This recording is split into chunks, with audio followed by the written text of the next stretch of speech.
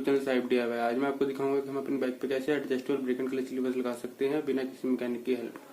मेरे पास मॉक्सी के ब्रेक एंड क्लच लीवर्स हैं जो फ्लिपकार्ट पे बहुत इजीली अवेलेबल है, जिनका लिंक मैं डिस्क्रिप्शन में आपको दे दूंगा। तो चलो चलते हैं बाइक के पास।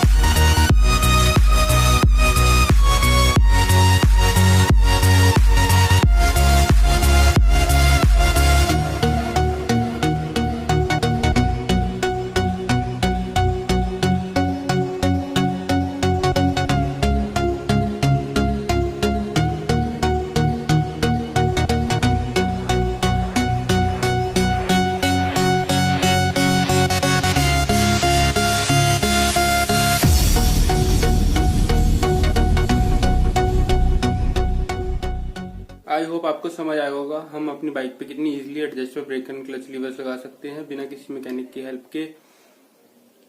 इसके एडवांटेज एंड डिसएडवांटेजेस मैं आपको नेक्स्ट वीडियो में जरूर बताऊंगा।